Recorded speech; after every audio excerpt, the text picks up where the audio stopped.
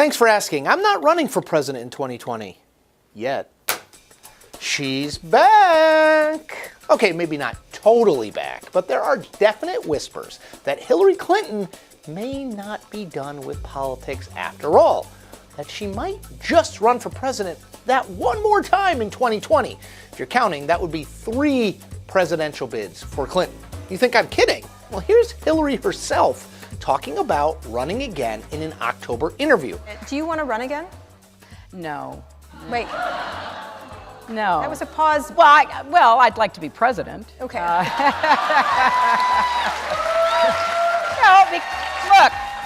I think, hopefully, when we have a Democrat in the Oval Office in January of 2021, there's going to be so much work to be done. So the work would be work that I feel very well prepared for, having been in the Senate for 8 years, having been a diplomat in the State Department, and it's just going to be a lot of heavy lifting.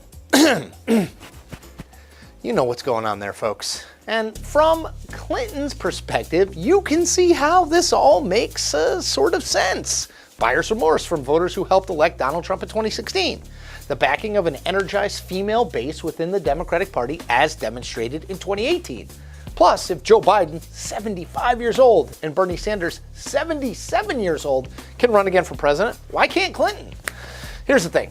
Democrats should be rooting very hard against another presidential bid by Clinton. That is, if they want to beat Donald Trump in 2020. Allow me to explain a little bit. As you may remember, Clinton lost the 2016 presidential race to Donald John Trump. You may have missed it. I understand it really wasn't all that big a story. She lost that race despite these important facts. Fact number 1, she was seeking to follow a very popular Democratic president into office.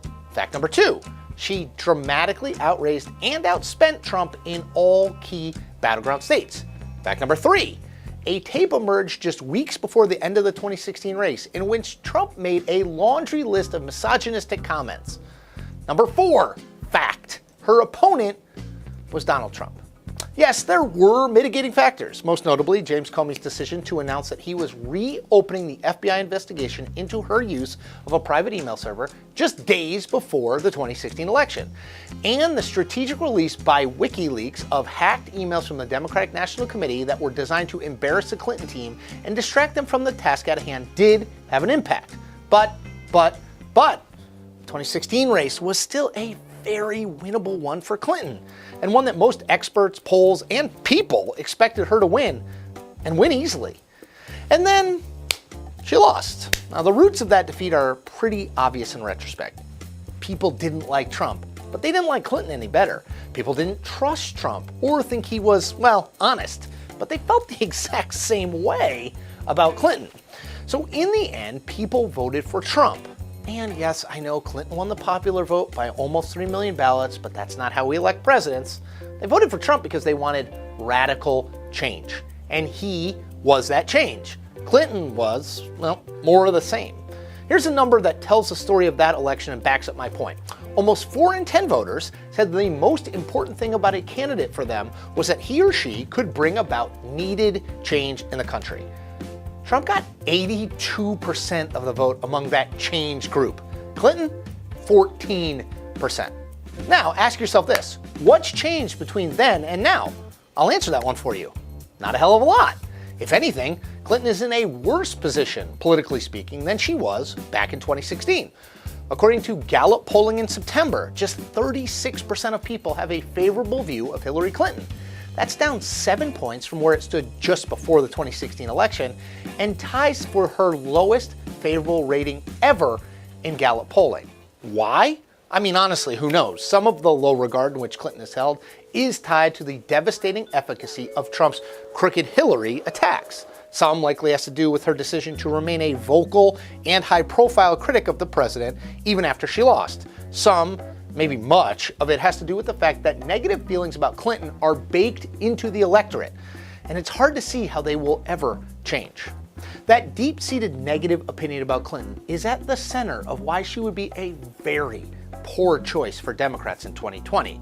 Clinton's many years in the public eye and the many questions raised about her time in public life allowed Trump to make the election a referendum on her and her baggage rather than on him and his own deep flaws as a person and a politician. Simply rerunning that race isn't likely to end any differently. Yes, Trump will have been president for 4 years, but it will be very hard to suggest that he's now the insider with the baggage, while Hillary Clinton is the unburdened outsider. That dog just will not hunt.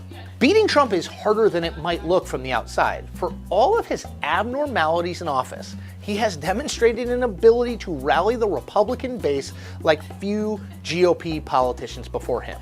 And he will do absolutely anything, literally, to win.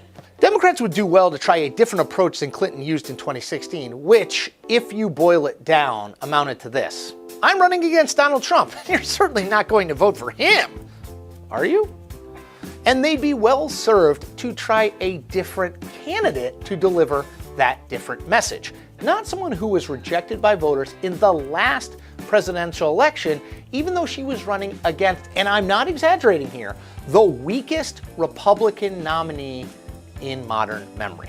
The third time is rarely the charm in presidential politics, especially when you're talking about a candidate as divisive as Hillary Clinton. And that is the point. We do this every week, twice. Stay tuned every Tuesday and Thursday for brand new episodes.